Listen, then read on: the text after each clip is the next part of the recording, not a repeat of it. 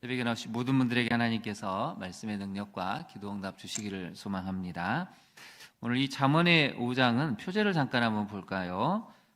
사자와 수월로 가지 말라, 이렇게 사지와 수월로 가지 말라라고 하고 있습니다. 많은 사람들이 사지 가는 걸 두려워하죠. 죽음의 장소인데 여러분 누가 가겠습니까? 지옥과 같은 곳에 갈 사람은 없습니다. 그런데 오늘 본문은 이런 사지, 수월로 가는 사람이 있는데 그것도 자발적으로 가는 사람들이 있다는 것이죠. 그래서 1절부터 앞부분은 사실은 음녀에 대한 이야기를 하고 있습니다. 멀쩡하게 있는 사람들을 깨어내어서 악을 행하게 하는, 음란한 짓을 하게 하는 음녀에 대한 이야기가 나온다면 15절부터는 아내와의 관계에 대해서 이야기를 하고 있습니다. 특별히 이제 만약에 음녀에게 빠지게 돼서 가정을 버리고 아내를 버리게 되면 무슨 일이 생길까요? 성경은 여기에 대한 이야기를 잠깐 들려주는데요. 여러분 9절, 10절, 11절을 한번 보실까요? 9절, 10절, 11절에 보시면 앞에 무슨 단어가 반복적으로 나옵니까? 두렵건대가 나옵니다. 두렵건대. 거기다 한번 네모를 쳐보실까요? 약한 말로 온갖 교훈이설, 황홀한 말, 사람들을 미혹시키는, 남성들을 정신 차리지 못하게 하는 이런 음녀의 간악한 꾀에 넘어가면, 그 말에 홀려서 넘어가게 되면 결과가 나옵니다. 크게 이제 이 두렵건대라는 단어를 쓰고 있죠. 구절을 보시면 너의 존영, 존귀와 영광은 잃어버리게 되죠. 너의 수완, 이 수완은 뭐냐면 거기다 메모리해 보실까요? 아까운 세월이라는 뜻입니다. 너의 그 아까운 세월, 내 수완이 잔인한 자에게 빼앗기게 된다는 것이죠. 구절을 보면 타인이 내 재물로 충족하게 된다는 것이죠. 존귀와 영광을, 아까운 세월을, 재물을 어떻게 됩니까? 다 타인이 뺏어가서 타인이 오히려 만족을 누리게 된다는 것이죠. 또한 너의 수고한 것은 외인의 집에 있게 된다는 것입니다. 너가 땀 흘려서 수고한 모든 것들은 다 이제 타인이 차지하게 될 것이다. 11절도 보시면 두렵건대 이제 너가 마지막에 이르렀을 때, 내 몸 내 육체가 쇠항할 때 너는 후회하게 될 텐데, 내가 어찌 손괴를 싫어했을까? 꾸지람을 가벼이 여겼을까? 내 선생님의 목소리를 청정치 아니했을까? 귀를 기울이지 않았을까? 하면서 여러분 14절을 읽어볼까요? 다시 한번.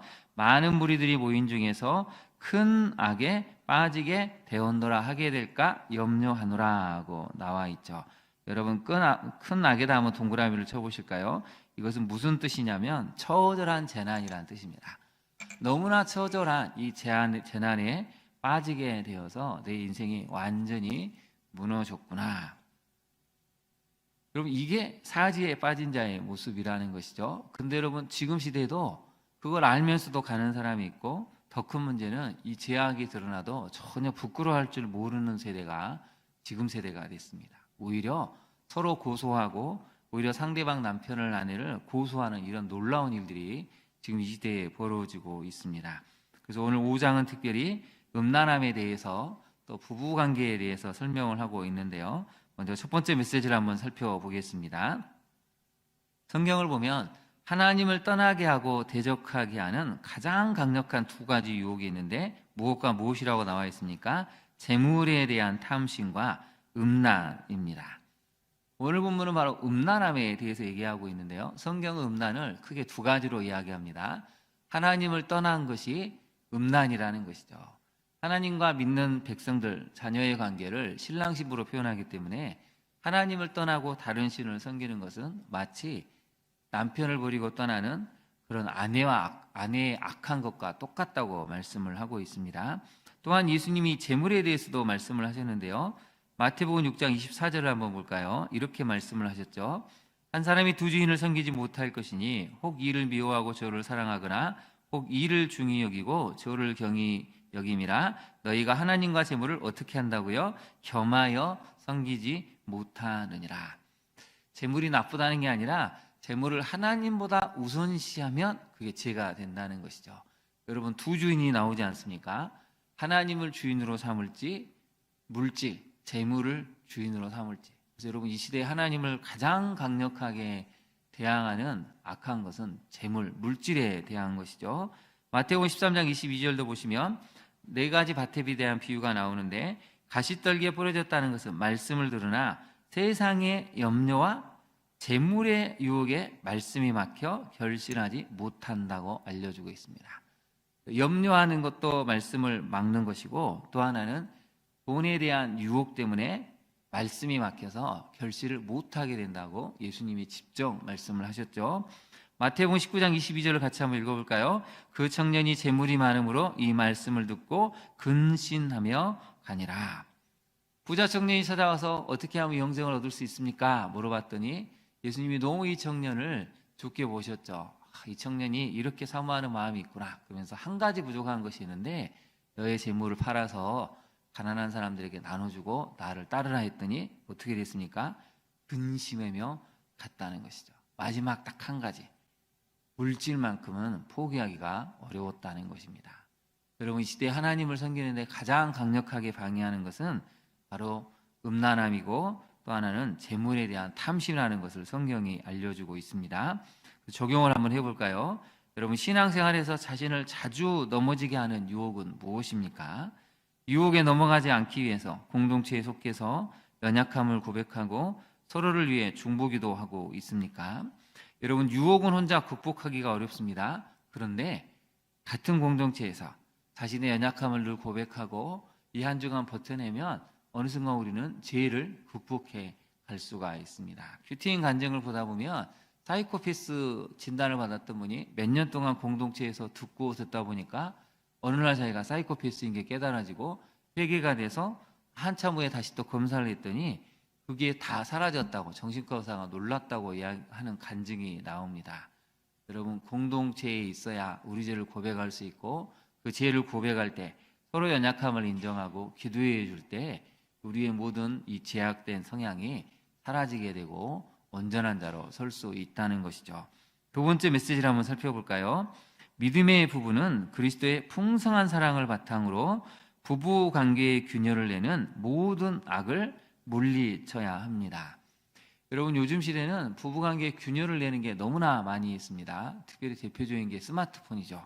하도 스마트폰을 많이 하다 보니까 자녀 양육에 소홀히 하게 되고, 더 큰 문제는 충동성, 이 충동적인 것들을 이기지 못해서 정말 이 감정들을 잘 조율하지 못하고 조절하지 못하는 것을 많이 보게 됩니다. 또 너무나 많은 드라마나 매체가 이런 불륜을 정당화시키는 것을 자꾸 강조하기 때문에 부부관계에 위기가 오는 것이죠.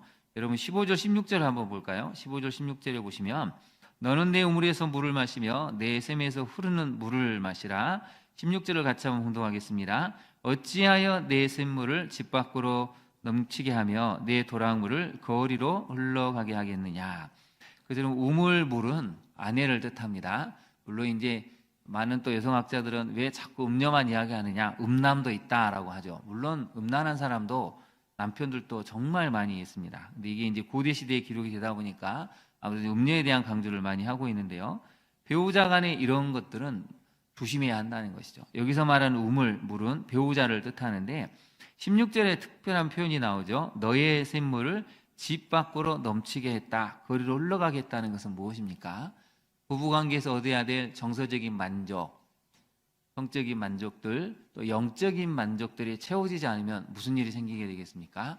밖으로 나가게 된다는 것입니다.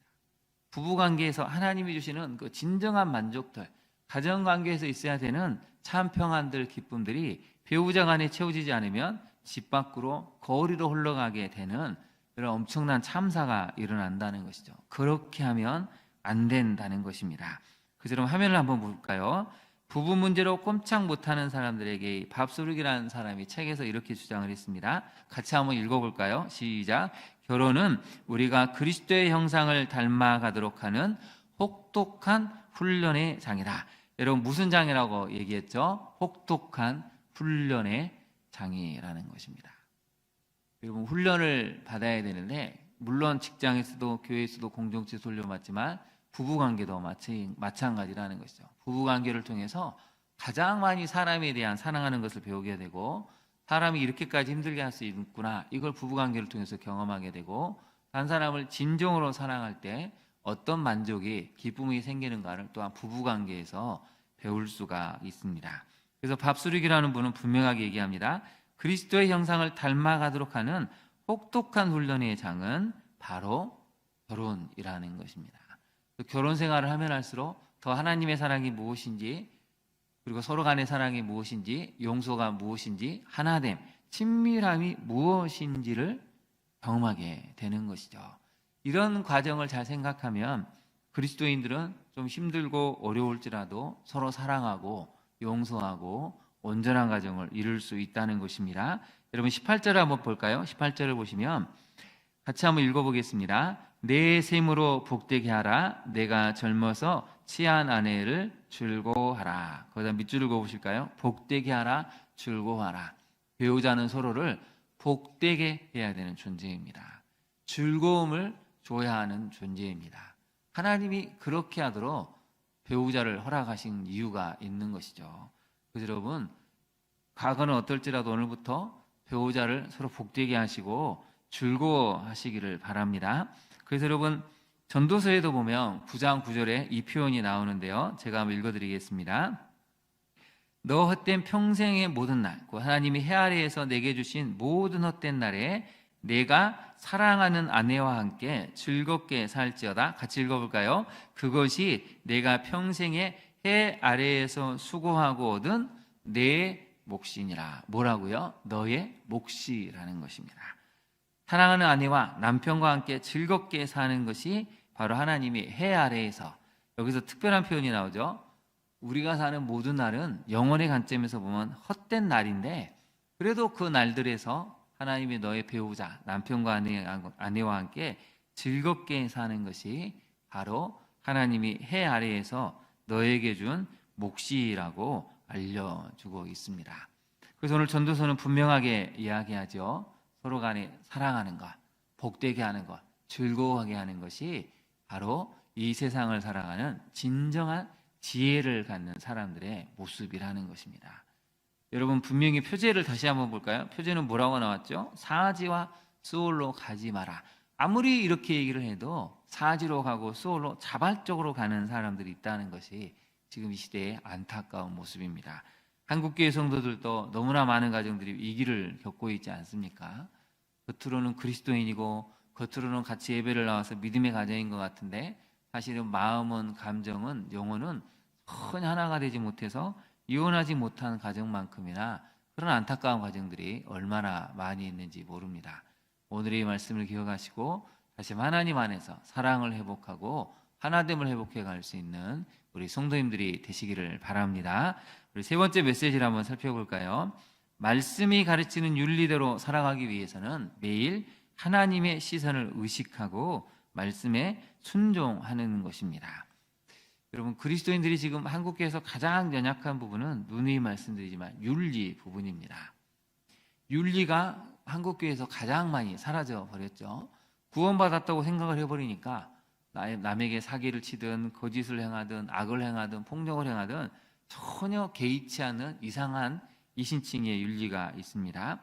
근데 오늘 성경은 윤리를 지켜야 한다고 말씀을 하고 계시죠. 부부간의 윤리, 서로 간의 윤리를 지켜야 되는데, 그럼 어떻게 해야 되는가? 21절이 답이 나와 있습니다. 우리 21절을 같이 한번 읽어볼까요? 대저 사람의 길은 여호와의 눈앞에 있나니 그가 그 사람의 모든 길을 평탄하게 하시느니라. 아멘. 음녀에 빠지는 이런 아들들에게 주시는 말씀이죠. 이걸 이제 다른 번역 성경을 보면 조금 더 이해가 되는데 한번 볼까요? 화면을 보시면 새 번역은 이렇게 번역을 했습니다. 주님의 눈은 사람의 길을 지켜보시며 그 모든 길을 살펴보신다. 사람의 길들은 주님의 눈앞에 있으니 그가 사람의 모든 길들을 살펴보시느니라. 킹제임스 번역을 했습니다.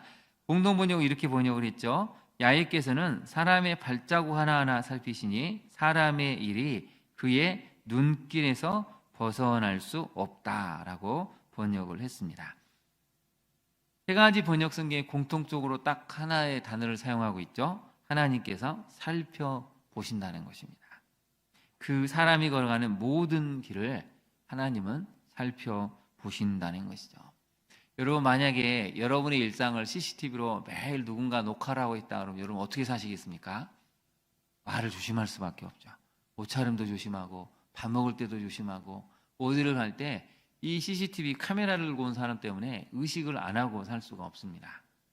오늘 성경은 여기에 대한 이야기죠. 사람의 길은 여호와 앞에 눈앞에 있다는 것은 하나님께서 하나님의 눈으로 우리가 걸어가는 길을 지켜 보신다는 것입니다. 이 하나님의 시선을 의식하면 여러분 우리는 다른 길을 갈 수가 없다는 것이죠. 하나님의 시선을 의식할 때 우리가 악을 행하고자 하는 발걸음을 멈출 수 있습니다. 하나님이 지켜보신다는 생각을 하면 말의 폭력에서 우리가 조심할 수 있는 것이죠. 마음에 일어나는 충동을 제어할 수 있다는 것입니다. 여러분 오늘 하루 우리의 모든 길은 여호와의 눈앞에 있다는 것을 기억하시고 우리의 길을 평탄으로 이끄시는 하나님의 시선을 의식하며 살아가는 우리 성도님들이 되시기를 바랍니다. 적용을 한번 해볼까요? 여러분 말씀이 가르치는 윤리대로 살지 못하는 이유는 무엇입니까? 그렇게 성경은 사지로 가지 마라, 죽음의 길, 지옥의 길로 가지 마라고 아무리 얘기를 해도 왜 우리는 자꾸 그 유혹에 넘어지는 걸까요? 몇 가지 이유가 있는데 우리 안에 욕심 때문이죠. 이 욕심을 내려놓지 못했기 때문이고 또 하나는 충동 때문입니다. 내 안에 일어나는 충동을 제어하기에는 아직은 은혜가 너무 약한 것이죠. 욕심과 충동이 우리를 넘어뜨리게 합니다. 그래서 여러분 우리가 욕심과 충동을 이기려면 매일매일 말씀을 묵상하고 기도의 역량을 키울 때 하나하나 이겨낼 수가 있습니다. 턱걸이를 처음에 하나도 못해도 오랜 시간 연습하다 보면 한 개를 하고 10개를 할 수 있는 것처럼 여러분 우리가 은혜의 힘, 근력을 키울 때 우리의 욕심들 또 우리의 탐심과 충동들을 이겨낼 수 있다는 것이죠. 또 하나는 하나님의 시선을 의식함으로 매일 말씀의 윤리를 지켜나갈 수 있는 그 은혜를 간구해야 한다는 것입니다. 오늘의 말씀을 잘 기억하시고 잠언이 들려주는 지혜 중에 하나는 배우자와 행복하게 살아라, 가정을 정말 복된 가정으로 만들어라는 그게 바로 지혜라고 알려주고 있습니다. 새벽에 나오신 모든 분들이 이런 지혜로운 관계, 지혜로운 가정을 배우자와 함께 만들어갈 수 있기를 진심으로 축원합니다. 기도하겠습니다. 하나님, 우리가 오늘 말씀을 통해 또한 살펴보았습니다. 잠언이 가르쳐주는 지혜 중에 하나는 바로 배우자를 행복하게 만들고 즐거워하게 하는 것임을 깨달았습니다. 각 가정마다 하나님이 세우신 은혜의 질서 가운데 서로를 존중하며 몸과 마음과 영혼이, 정신이 하나가 될 때 그것이 바로 하나님의 지혜를 소유하는 멋진 부부임을 알게 되었습니다. 우리 자녀들이 또한 이러한 아름다운 신앙 안에서 맺은 부부의 관계를 늘 사모하게 하시고 은혜의 관계를 맺어서 모든 사람들에게 본이 되어 이 땅에 깨어지고 무너져가는 가정들에게 본이 되고 그들을 세워서 살려줄 수 있는 믿음의 부부들 될 수 있도록 남은 시간 하나님께서 우리 자녀들의 가정들을 지키시고 보호하여 주옵소서. 예수님 이름으로 기도합니다. 아멘. 하늘에 계신 우리 아버지, 아버지의 이름을 거룩하게 하시며 아버지의 나라가 오게 하시며 아버지의 뜻이 하늘에서와 같이 땅에서도 이루어지게 하소서.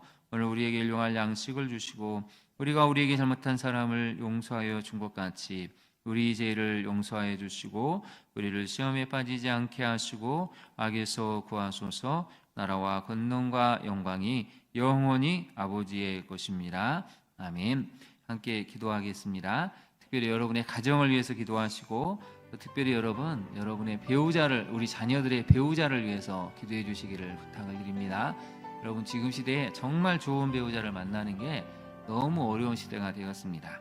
우리 자녀들이 아직 결혼하지 않았다면 좋은 배우자를 만날 수 있도록, 결혼했다면 오늘 말씀처럼 부부간에 서로 사랑하고 존중하고 서로를 복되게 할 수 있는 믿음의 가문을 이룰 수 있게 해달라고 여러분의 자녀를 위해서 또 여러분의 배우자를 위해서 기도해 주시기 바랍니다.